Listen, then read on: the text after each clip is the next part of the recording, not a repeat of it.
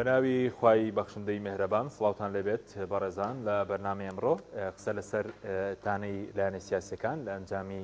هەڵبژاردننی خولی شەشەمی پەرلەمانی کوردستان دەکەین بەپێی ڕاگەندراوی کۆمیسیۆنی هەڵبژاردنەکانی عێراق 41 تانە لەسەر ئەنجامی هەڵبژاردننی خولی شەشەمی پەرلەمانی کوردستان تۆمارکراوە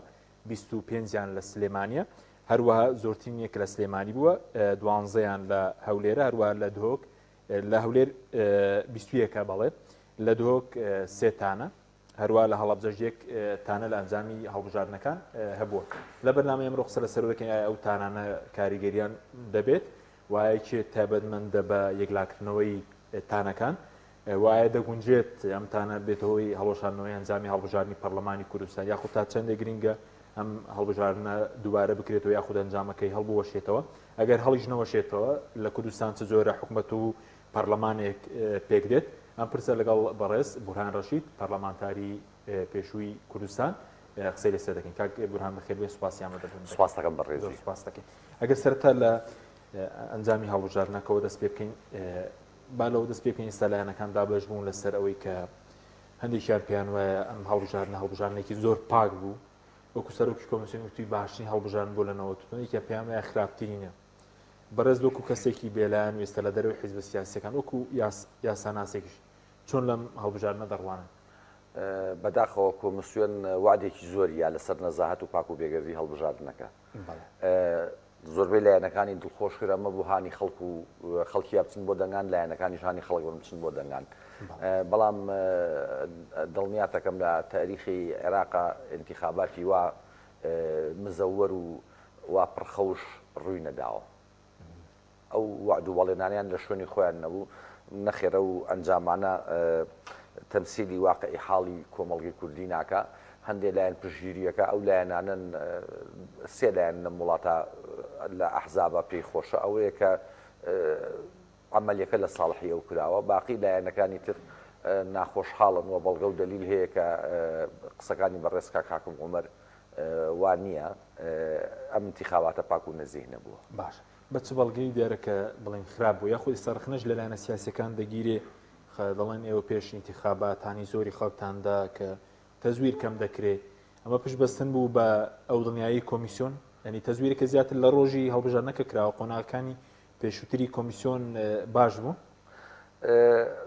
ئەو وعدەی بە خەڵکیدا کە انتخاباتێکی نەزیه هەبێ لایەنەکان پێیانە مەصدەڕەکەی تأکیداتی کۆمیسیۆن بوو چی لە ئیعلامە چی لە کۆبوونەوەی لایەنەکانە کە لەگەڵ کۆمیسیۆنە دانیشتن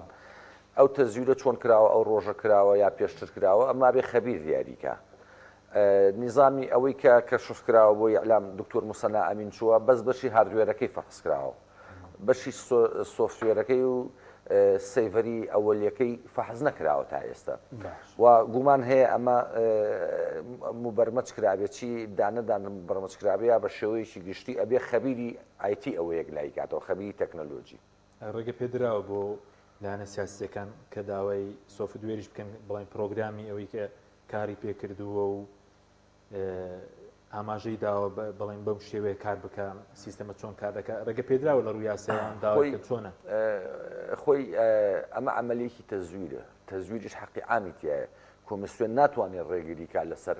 ئەوەی لایەنەکان داوای تحقیقن لەسەر و بابەتە ئەگەر ڕێگریکە یان هەیئەی قەزایی سەر و کۆمیسیۆن کە لە سێ حاکمی سنفی ئەوەل پێگەینراون لەلایەن سوڵتەی قەزایی عێراقەوە دیاری کراون ئەگەر ڕێگریکە ئەمە علامەتی استیفهام و گومانە خاتە سەر سوڵتەی قەزایی لە عێراق و تەواوی مەجلیسی مفەوەزینیش بەس تاوەکو ئێستا نەدراوە بەلایەنەکان دەبێت خەبیری وەکو بەڕێز و خەبیری ئایتیش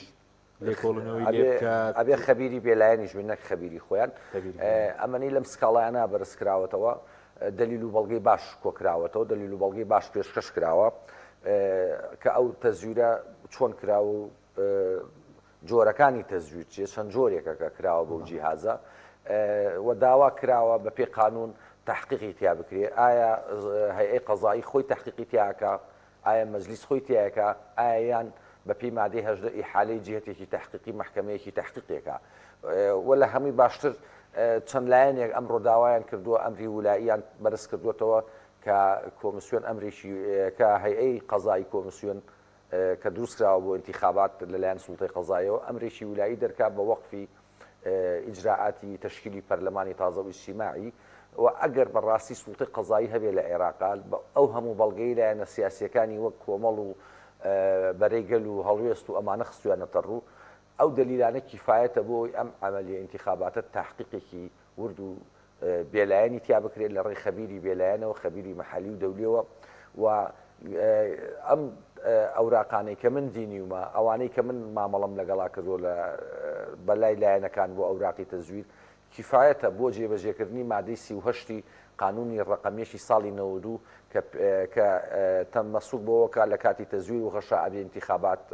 نەتیجەکەی هەڵوەشێنرێتەوە و ئیعادەکرێتەوە لەبەرەوەی هەڵبژارنی پەرلەمانی کوردستانە بەڵێ مادەی 38 لەبەرەوەی بەڵگەکانی تەزویر ئەوەنە زۆرن ئینکاری ناکرێ ئەگەر کۆمسیۆن ئینکاری بکە یا هەیە قەزای ئینکاریکە بەڕاستی ما بێ بە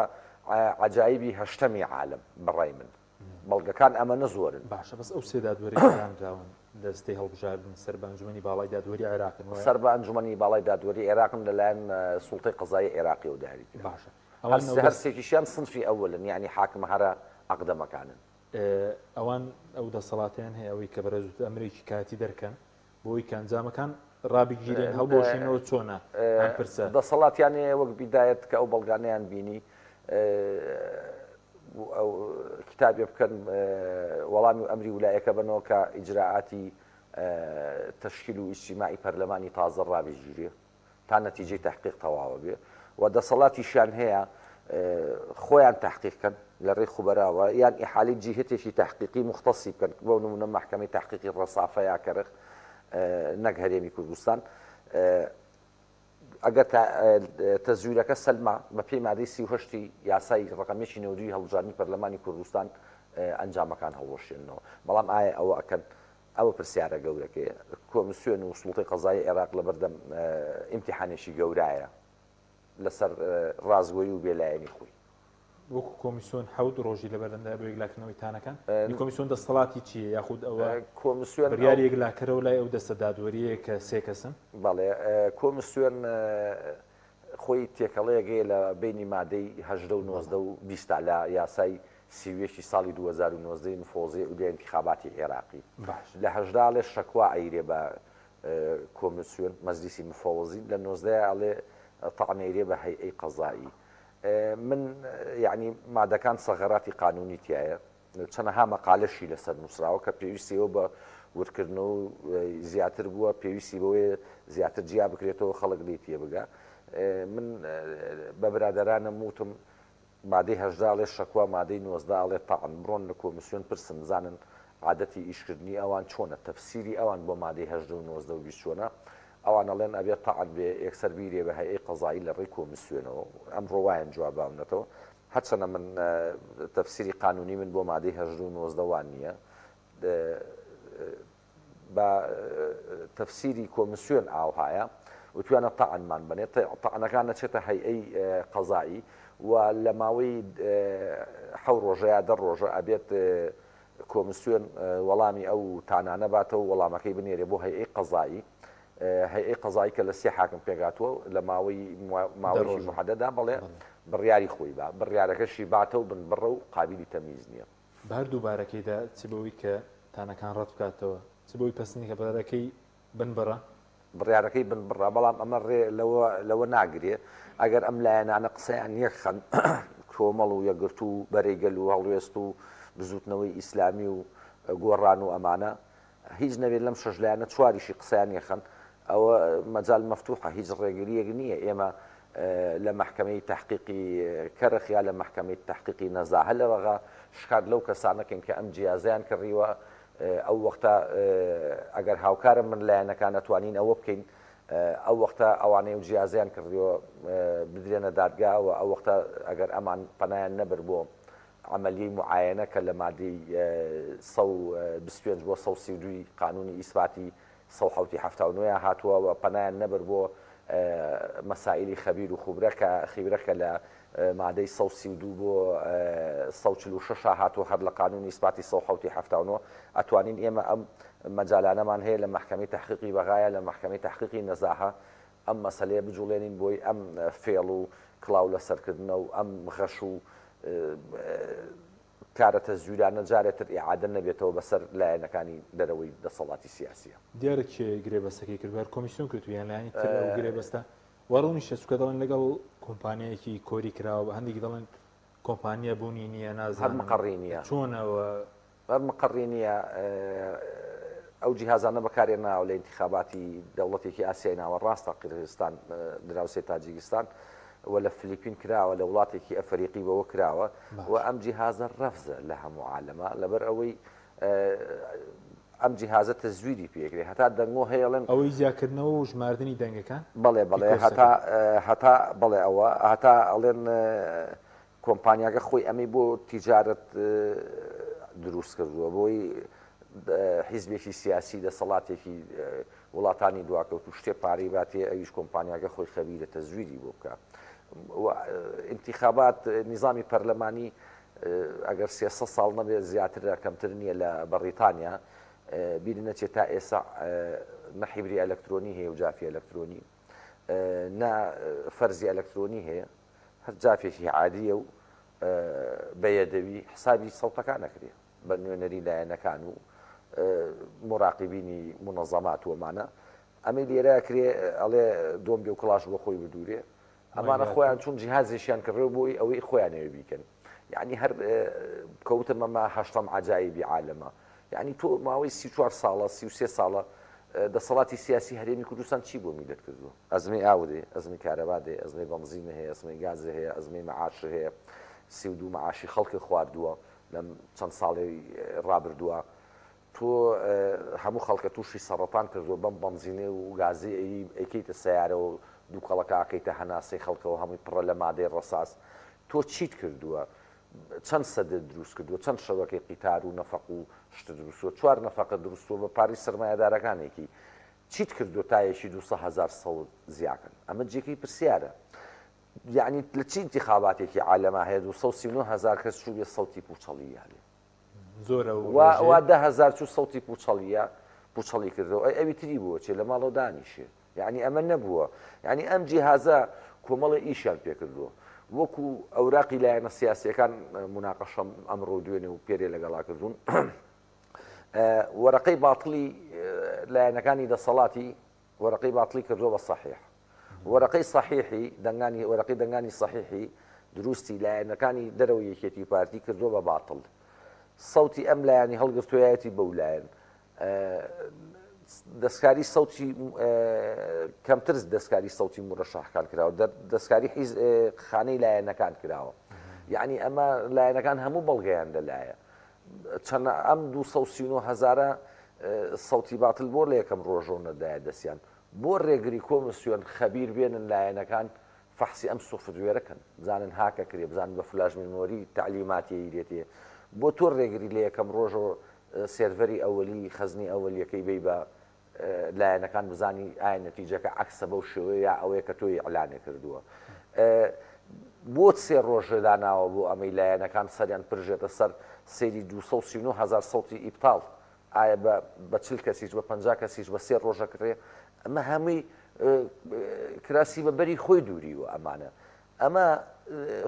دەرفەتێکی باشە کە ئێمە بتوانین ئەم زەربەی لە لایەنەکانی دەرەوەی خۆیانیان ناوە وەکو یەکێک لە سیاسەتمەدارەکانی بەریتانیا ئەڵێ باشترین شت ئەوەیە کە تۆ تێکشکانی خۆ فەشەلی خۆ ئیسیسمارکەی بۆ سەرکەوتن ئێمە باشترین فرسەتە هەم شکاتیان لێگەین لە بەغا لەسەر و جیهازە و هەم مزەکەرە بنووسن ئەم لایەنەن بۆ پەرلەمانی عێراقی کە ئەمە انتخاباتی پەرلەمانی عێراقی لە بەردەمایە بەمە بێت تەزویرتان لێکرێ ئەمە فرسەتێکی باشە بە خۆداچوونەوە بکەین و تەصحیحی ئەو هەڵانە بکەین ئەو خەلەلانەی کە پێشتر هەبوو بە سەرمان ناتێپەڕیەوە بەهۆی لایەنەکانی دەسەڵاتەوە وەکو کۆمپانیەکە دەڵێن بارەگەی نییە بەڵێسینگەی نییە بەڵێ دەنگۆکان و ئەو مەقالانەی لەسەری نووسراوە واڵێ دەکرێت کۆمپانیایەکی لەم شێوەیە گرێبەستێکی ئاوای لەگەڵ بکرێت واللهی جاخۆ شەرقی ئەو سەتە هەموو شتێکی تیان ڕۆیە لە شەرقی ئەو سەتا زۆر جار یەک زایدەن یەک ناکاتە دوو ئەی بۆ نابێت ئەی ملیارەها دۆلار لە عێراقا دیار نەماوە باش خۆ دوومێدت هەیە و تانەی لایەنەکان بەڕێزت کەس هەیە قەزایی باشە ئەنجامی هەبێ و خۆت سەیرت کردوون بای ئەوە قووەتی یاسایان هەیە کاریان پێ بکرێت و ئەم ئەنجامی هەڵبژاردنە هەڵبوەشێتەوە. من وەکو ڕێی شخصی و ڕێی قانونی خۆم ئەگەر قەزا سەربەخۆ بێ لە عێراقا ئەبێ هەڵی وەشێنێتەوە، ئەگەر سەربەخۆش نییە ئەوە مۆزوعێشترە. جۆری بڵین هەندێکت باس کرد بەس دیارترین جۆری خڕوقاتەکان دیارە چین ئەوەی کە ئەو سێ نقطە ئەساسیە بوو کە باسمان کرد. وەرەقەی سەحیحی لایەنەکانی کردو بە باتڵ، وەرەقەی باتڵی خۆی کردو بە سەحیح، سەوتیان گواستوتەوە و ئەم شتانەیەکە کردویانە. باش وەکو ڕازی ئێستا یژیتی ڕازیە تقریبا باشە پارتی ڕازیە و نەوەی نوێژ ڕازی بەڵێ کۆمیتی لە سەروانی کە ڕازین دوای لەسەر ناڕازی شەر قسە دەکەین بەڕێز بۆ چوونت چییە؟ وەڵا ئەوانە وازانن نەخشیان دەرکردووە و لە قورئان هاتووە كل حزب بما لديهم فرحون. ئەوانیش بە حاڵی خۆیان کە بەم شێوە انتخابات ڕۆشت و قازانجمەندن بۆ فەریح و دڵخۆشن بۆ حاڵی خۆیان. ئۆپۆزیسیۆن و دەسەڵات بڵێن ئێستا نە ئەمانەی بشەر نییە من بڵێم ئۆپۆزیسیۆنم ئۆپۆزیسیۆن ئایا وایە وانە پێ دوایە بە قازان جێم سێلایانە دیزاین کراوە؟ ئەی تەڵان ئەی تەڵان ئەی تەڵان دیارە لەکوێ کراوە دیزاینەکە؟ بەڵێ هەمووی دیارە لەکوێ کراوە. هەتا یەکێک لە بەرپرسە هەرە گەورەکانی عێراق 5 ڕۆژ پێش انتخابات لە سلێمانی بەرپرسێکی شیعە لە هەر بۆ مۆزوع هاتووە ئەنجامی هەڵبژاردنی پەرلەمان. من سەرۆشی حیزبم دیو ناوینێنم خۆم دانیشتم لەگەڵ و توێتی جوای بۆ ناڕین توێتی سێ کورسیتان بۆ دایانەی نەگەر تەفاهم کەن بۆتانەکەین بە 6 وتی وتومە من تەفاهم ناکەم. ئەو 4-5 ڕۆ پێش هەڵبژاردن هەر سەرۆشی حیزبم دی و لەو 6 لایەنەی باسمان کرد وای خۆی بە شخصی وای بە من. باش بەس وەکو خەڵکی ئەوانەی کە ناڕازین باش وتت بێبێ قسەکانیان یەک بخەن. ئەزانی مەبەست لەوە چییە؟ ئەزانی دەتوانن چی بکەن؟ کاکە تۆ ئیسلامی ئەو ئەلمانیە ئەو شوعیە نقاتی اختلافان زۆرە بەڵام نقاتێکی التقاءتانەیە بنیادنانی سیستەمێکی تەندروست لە ڕووی عەدالەتەوە لە ڕووی انتخاباتەوە لە ڕووی شەفافیەتی خەرجی و داهاتەوە ناکرێ ئەمانە ڕقیان لە یەک بێ. ئەگەر ڕقیشم لە توێ ناگونجێم لەگەڵێ ئەبێت تەسیە بەوە بەم ئەمنە تەنازل لە حقوقی خۆم کەم دانیشتم لەگەڵ تا بۆ سوودی گشتی بۆ نەفعی عام لەگەڵ تا ڕێکەوە بەڵە کاتیەوە هەیە کاتیەوە هاتووە لایەنەکانی دەرەوەی یەکێتی و پارتی قیادەیەکی مشتەرەکی جەبهەیە دروستکەن قیادەی مشتەرەک دروستکەن ئیعلامیەکی مشتەرەکیان هەبێ یەک هەڵوێز بن و خەتەوات بگرنە بەر. مهمترین شت ئەوەیە کاتی ئەوە هاتووە یەکێتی و پارتی لە چەکدا بماڵێ چی هێزی چەکداریان چی هێزی ئەمنیان بەچی دەکرێمە ڕەنگە خەڵک بڵێن چۆن دەکرێت زۆر چەکدا ماڵین و کاتیەوە هاتووە هەم لێرە بە داوا کرێ هەم لە بەغا بە داوا کرێ هەم بە نامەنووسینیم حیزبانە ئەگەر یەکگرتوو بن بۆ ڕێز وزەرا و وەزارەتی خارجی وڵاتانەکرێ هەم بۆ نامەنووسین بۆ پەرلەمانی عێراقەکرێ ئەمانە کۆمەڵێ زەختە هاوکارم کەن منم داوایان ناکەم لەبەرەوەی بەس 34 ساڵ شەرعێتی شۆڕژێڕی بەس هەموو ژیانی گەنجێتی ئێمەتان برد ئیتر کیفایەتان نییە ئێوە بوون بە پاشای مەژوون بە خزمەکاری فلیپینی و ئەندەنووسی خەڵک ناتوانێت مەعاش نایی بە مامۆستاکەی مناڵەکەی لە ماڵەوەیە کوڕی خۆت لە بەڕیتانیا و لە ئەمریکا و لە کوێ خوێنێ بەسە یعنی بەسە خۆ ئینسان مردن یەکجارە چیەکەی حەقە هەمومان قسەمان یەک بێ من ئەو لایەنە سیاسیانە پشتیوانم کەن نایڵم بگاتە مانگێ داوای هەڵۆشانەوەی هێزە چەکدارەکانیانەکەین هێزی ئەمنی شوێنی چیکەن بۆ نمونە پشتیوانی چیت بکەن دەنگی هەمومان یەک بێ لەوەی بڵێن بەسە ظاهیرەی حیزبی چەکدار بە پێی دەستوری عێراق مەمنوعە بە پێی قانونی ئەحزابی هەرێم ساڵی 93 مەمنوعە بە پێی قانونی ئەحزابی عێراق مەمنوعە بە پێی یاسای هەڵبژاردنی ڕقەمێکی 92 پەرلەمانی کوردستان حیزب هێزی چەکداریە بێ مەمنوعە بە پێی قانونی مفۆزی انتخاباتی عێراق هەر مەمنوعە یعنی ئەو بە دوای خەلەلێک لە تۆی ئاگەڕێ بەیانی بۆ نمونە تۆ کادرێکی کۆمەڵی کادرێکی حیزبی شووی کادرێکی لیبرالی هەرچیەکی بەسیترین خەلەلکی بەیانیە دەوگرێ هێزی چەکدار و هێزی ئەمنیە نێرێکە لە بچاک هاتە دەستێ بەس خۆی ڕۆژانە تاوانەکە هێزی هەیە لە دەرەوەی قانون بۆ ئەو تەویعیە بەس ئەما بێ کۆتایی پێبێ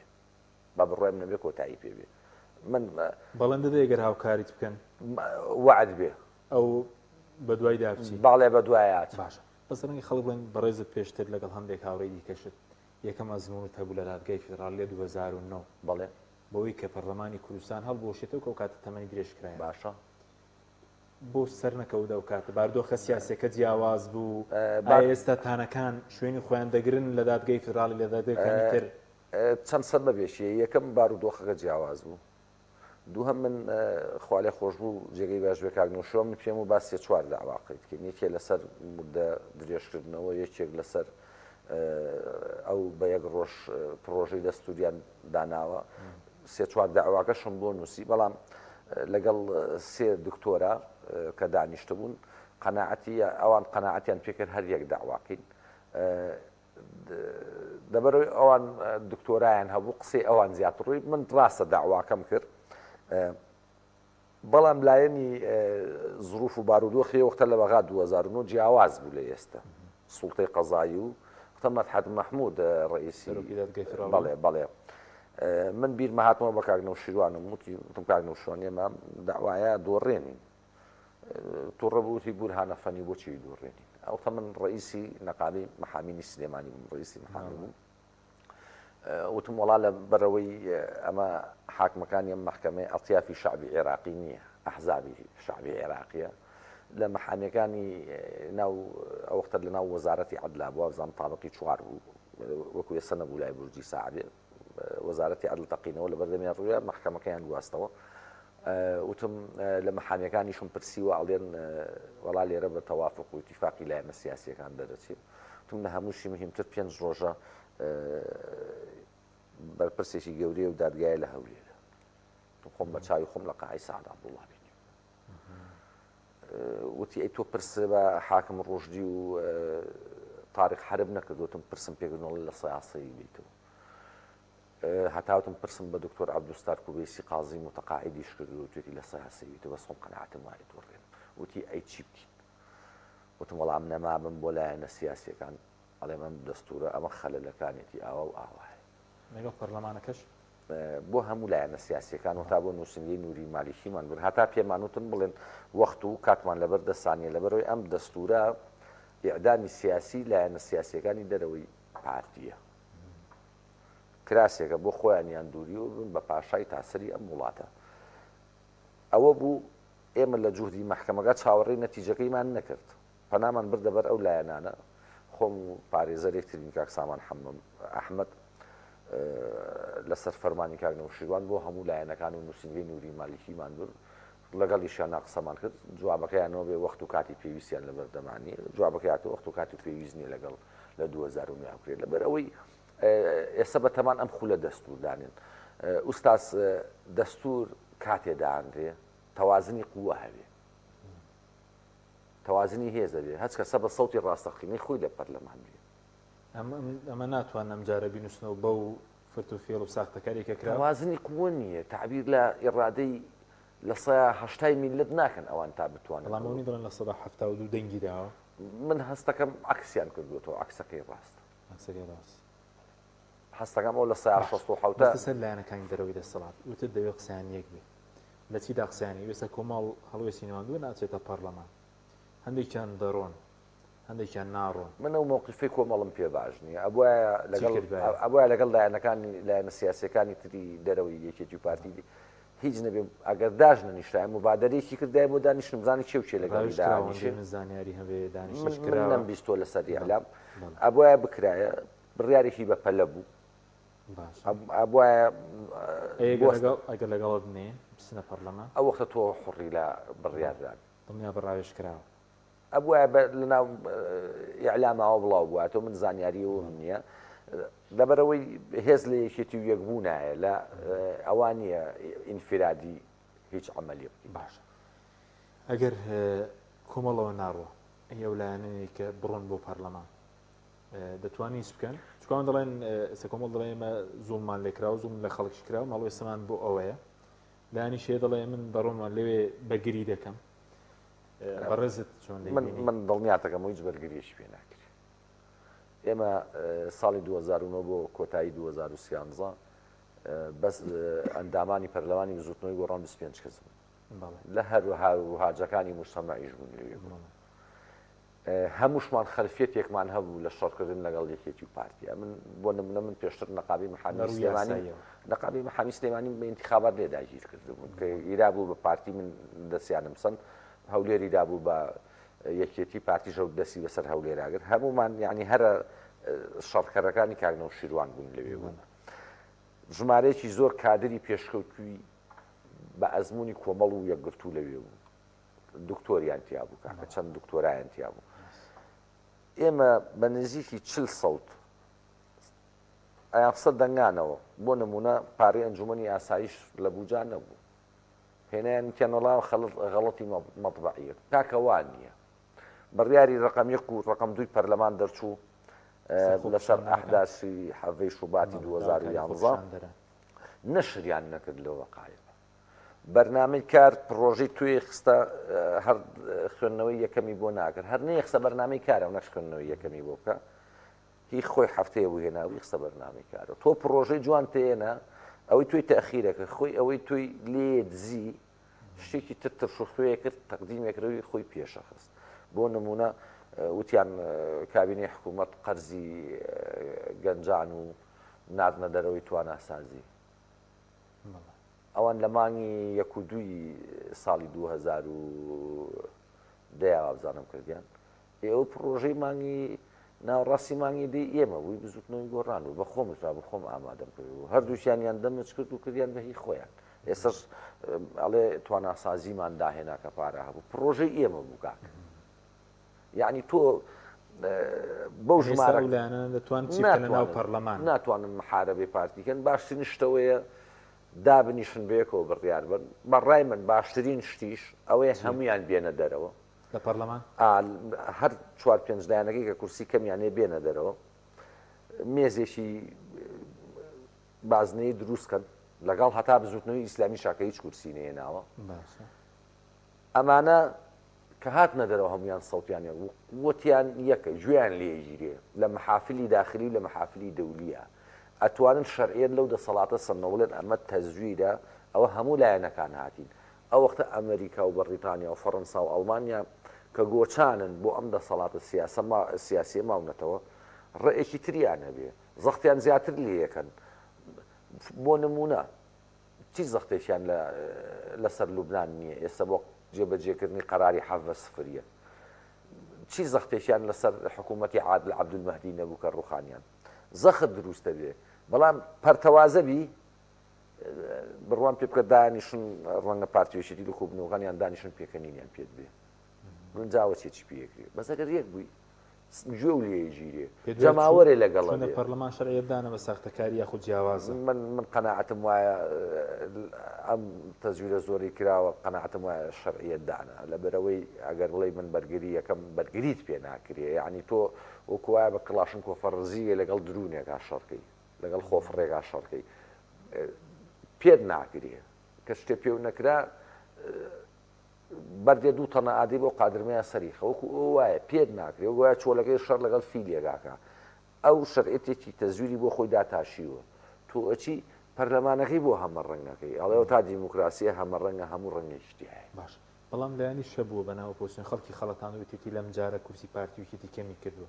لە کاتێکا زیادی کردو ێستا لە خولی پێشوو لە 159 کورسیەکان بوون لەم خولای بوونەتە لە 162 جگە لە پێکاتەکان بەچی کەمی کردووەکی 200,000 سەوت زیای هێناوە 239,000 سەوتی لایەنەکانی تری باتڵ کردووە ئەمە چی جۆرە سەرکەوتنێکە ئەمە ئەچێتە بابی ئەوەی کە ئینسان بەو دەرەجەی خۆت دڵی خۆت خۆشکەی بەهانێ ئەقوال ئایا خەڵگەڵە خەڵەتنی یا خۆت ئەڵە خەڵتنی ڕێزم هەیە بۆ برادەریشمە بەڵام ئەمە قسەیەکی ڕاز نییە دروست نییە ئینسانە بێ قسەی حەقە لەسەر هەر دین و مەزەبێشی لەسەر هەر لایەنێکی سیاسی قسەی حەقە قسەی حەق ئەوە نییە داتاکان وا ناڵێ داتاکان ئەڵێ 239,000 باتڵ هەیە یەکێتی پارتیەکی 200,000 زیان کردووە بەو هەموو ئەزەماتە شۆکە ئەمە حەقیقەت نییە کە ئەمە ڕەنگانەوەی ئەو مجتەمەع مؤدەبەی ئێمە نییە ئێمە مجتەمەعێکی هیلاکە مجتەمەعێکی مؤدەبە ئەوە نییە چوو بێ مکافەئەی زاڵمی کردبێ نەیکردووە ئەوە نییە مجتەمەعی ئێمە مجتەمەعێکە قەناعەتم وایە وەکو ئاەتی قورئان کاڵێ ئین الله یأمرکم ئەن تؤدوا الأمانات إلى أهلها ئامانەتێکە یاوێتی بە کۆمەڵ و بە یەکگرتوو بە گۆڕان و بە بەرەی گەل و بە بزوتنەوەی ئیسلامی و بە هەڵوێست و بە شێوچێ ئەوانن ئامانەتەکەیان دزیوە بە تەزویرکردن لەبەرەوە خۆ دڵخۆشکردن نەبڵێ وەڵا کورسی پارتی ویشێتی ئێستا باشترین بژاردە بۆ لایەنەکانی دەرەوەی پارتی ویشێتی ئەوەیە کە بێنە دەر لە پەرلەمان بێنە دەرەوە یەک گوتار بن یەک قیادەی مشتەرەک دروستکەن یەک ئیعلامێکی من ناڵێم ئیعلامی خۆیان نەمێنێ وەکو جەبهەیە ئیعلامێکی هەبێ بەڵێ قیادەیەکی هاوبەشی هەبێ و بەیەکەوە هەنگاوەکان ئەیگەرەوانەکەن وانەکەن وەکو ئاردینا و دڕکەکەی لەیە کە حەزرەتی عیسا لە ئینجیلا باسیەکە باشە بەس ئەگەر ئەم هەڵبژاردنە سەری گرت بڵێن بڕبە ساختەکاری و تەزویرە بەڕێزت چاوەڕێکی دەکەی بۆ پەرلەمان کاکە ئەم لایەنانە دەنگیان یەخەن من ئەبم بە پارێزەریان ئەچین ئەنجومنی ئاسایشەکەیان هەڵەوە شوێنینەوە ئیش لەسەرەواکەین بۆ نایاساییە لە دەستوری عێراقا شتیوانی ئەچین گومرگەکانە هێنینەوە سنوورەکان زیان ناهێڵین ئەچین هێزی چەکداریان داوای چەکردنیانەکەین ئاسایی ژەڵێن ئەبێ وەکو جیهازی ئەمنی وەتەنی عێراقی ڕێکی خاتەوە زۆر شتمان پێیەکرێ ئەگەر بێنە پێشەوە شکاتەکەین لەسەر ئەم جیهازانە بەڵام ئێمە هەریەکەی لە شوێنێکەوە من ناڕازیم و ژمارەیەکی زۆر خەڵکی وەک منێ ناڕازیە و ئەم حیزبانە شەشۆ حیزبن معارەزن هەریەکەی لە ئاوازێ خوێنێ دوورن و هەر ئاردینا و دڵکەکەی حەزرەتی ئیسایکە باش بەزووکو ئەگەر ئەمە قبول کرا وای دابنین پێکێنانی حکوومەتەکەش هیچی لێ چاوەڕانەکەی پەرلەمانەکەش بۆ خەڵک وەکو خەڵک کاکە ئەمانە ئەهلی حکومداری نین ئەهلی و ئامانەتە نینی داوەتە دەستیان ئەهلی حکومداری بن چەند ساڵە کوا میزانی و چەندێ داهاتێ بۆ چەندێ خەنجی ووە 6 مانگی یەکەمی ساڵ نابێ حساباتی نسف سەنەوە هەبێ کوا لەکوێیە کۆتایی ساڵ نابێ حساباتی خیتامی و هەبێ کوا لەکوێیە ڕێوازخان تۆ سەرۆکی پەرلەمان بووی بۆ داوات نەکردووە کوت لە سیاسەکان بۆ داواتان نەکردووە کوا ئەحزاب لە شوێیە پارە لە بانکە ئابرێ ئەحزاب لە شوێیە تەنکەرە نەوتە برێ ئەحزاب لە شوێیە داهاتی نەوت دیارنی ڕۆژی 200,000 بۆ 300,000 نەوتە فرۆشیە ئەمریکا و پێگاتۆتە سەر خەتەڵێ نەوتی هەرێمی کوردستان بازاڕی تێگاوە خەلە لە عێراقەڵێ بێ حیسە بکەیتەوە ئێمە ناکرێت چاوەڕێ ئەوەکەین بەغابێ ڕزگارمانکە ناکرێت لە ژێردار هەنجیرێکا کەوی وەک ڕەجەب ئەم هەنجیرێکەوێتە دەمتەوە بێ خۆ بچی لێکەیتەوە بەغا بێت ژیانی ئێمە باشکە باشی ناکە ئەبێت تۆ خۆ بچی خۆت قووە دەبی بەغا کێشەی هەیە ئەوە سوودانی ڕێیز وزەرایە لەگەڵ قەیس هەزعەلی و ئەمانە کتلەیەکە ئەو لەولاوە نووری مالیکی کۆمەڵی تر کتلەیەکن ئەوە ئەمار حەکیمە لە بینیانە ڕۆژێت دڵنەوەی ئەمەکە ڕۆژێ ئەوەکە ئەوە هادی ئامرە دیە لە شوێنێترە ئەم ناکۆچەی نێو ماڵی شیعەش ئەحزابی کەرەمی کوردستانی سیفادەی لێ کردووە فەرموو پارتی وەختی خۆی لە بەرەیە بوو ئێستا لە بەرەیەکی ترە ئێستا وەزعی خۆی خۆش کردووە لەگەڵ نووری مالیکیە لەبەر ئەوە بەغا لایەنە شیعەکان بە درێژایی تاریخی ئیسلام لایەنە شیعەکان نەگونجاون بەیەکە هەمومان تاریخی شوڕاتەکان نەزانین ئەوان چاوەڕی ئەوان نەکەین ئەوانە بێگانن مەزهەبیان جیاوازە ئەفکاریان جیاوازە بێن ئێمە بەهەشت بۆ ئێمە دروستکەن ئەبێ ئێمە خۆمان بجوڵین ئەبێ خۆمان جۆدی ئەوانەی چاکە خوازن یەکی خەین بۆ میلەتی کورد نە بۆ ئەوەی دەوڵەتی دینی دروستکەین نە بۆ ئەوەی دەوڵەتی ئیشتراکی دروستکەین بۆ ئەوەی نەفعی عام بۆی ژیانێکی خۆش و حەق و عەدالەت و قانون بۆ وڵاتەکەمان دروستکەین ئەی دوای 34 ساڵ شەریعەتی شۆڕژێری لەکوێی دنیا هەیە بەس پێکێنانی حکوومەتەکەش پێ دوای ئەگەر ئەمانجامە تەزویرش پەسەند بکرێت لە بینی پارتی ویکێتی دیزاینەکەەوە دانراوە قورسە 50 زایدیەک ئەو دیزاینە وا کراوە ئەو دوانە بەیەکەوە شەریکە قەرار بن شەریکە قەرار بن نەک باشداری حکوومەت بن خیتابەکانی پاڤڵ تاڵەبانیش تەشیدی لەوە کردەوە کە داوای ئەوە ناکە مشتەرەک بێ لە حکوومەت و دەسەڵاتی سیاسی داوای شەریکە قەراریەکە داوای شەریکە قەراریەکە بە هەموو شێوەیەکی لە شێوەکان ئەگە پارتیش ڕێیز وزەرا وەرگێتەوە حکوومەتێکی بەهێزی ئەوەی خۆی تاگڕەو بێ ئەوک ئەمەی حکوومەتی پێشووی مەسوور بەرزانی دەست ناکەوێتەوە لەبەرەوەی تۆ پۆستی ئەنجومەنی ئاسایش هەیە ڕێیاسەی قەزا بەدەستۆوەیە ڕێیاسەی دیای عام بەدەستوێ ناوخۆ بەدەستۆوەیە نەوت بەدەستۆوەیە سەرۆشی هەرێم بەدەستۆوەیە دیوانی سەرۆکایەتی هەرێم بەدەستۆوەیە ئەنجومەنی وەزیران بەدەستۆوەیە